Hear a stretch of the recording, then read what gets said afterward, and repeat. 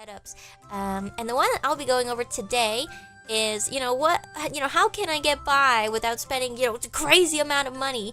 So this is the bare minimum of what you would need to, run your VTuber setup. But I remember when I started out, it's funny because we're going to be going over some stuff that I also, looked into and used a little bit when I first learned about what VTubing was.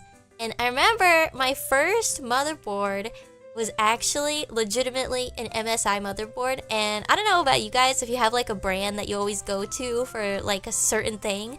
Whenever I'm building a computer, I don't know, maybe I'm biased, but it's because I've had good experiences with MSI motherboards, so I always pick like an MSI motherboard.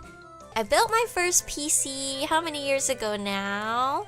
Well, I started out with a pre-built PC and I swapped out some parts. I put in like a really cheap graphics card, I put in like a really cheap power supply unit, and I had no idea what I was doing. It was scary. Building a PC for the first time is scary, and it's also really scary I had no idea what I was doing. I just swapped out some parts and it worked.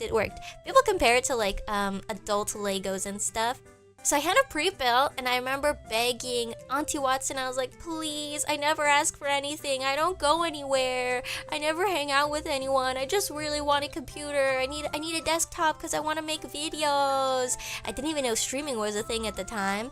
I found a deal at an electronics shop. It was like a 3-hour drive away. It cost, I think, like $300 for a pre-built computer, and it had like, really, it was just meant for an office. It wasn't really meant for gaming. That was my own desktop.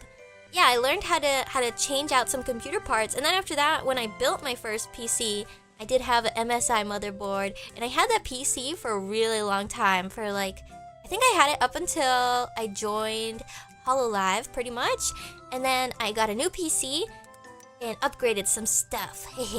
Which it's crazy to see like some of the computer parts we're gonna look at, because nowadays if you want to get into VTubing, there's a lot better parts to pick from.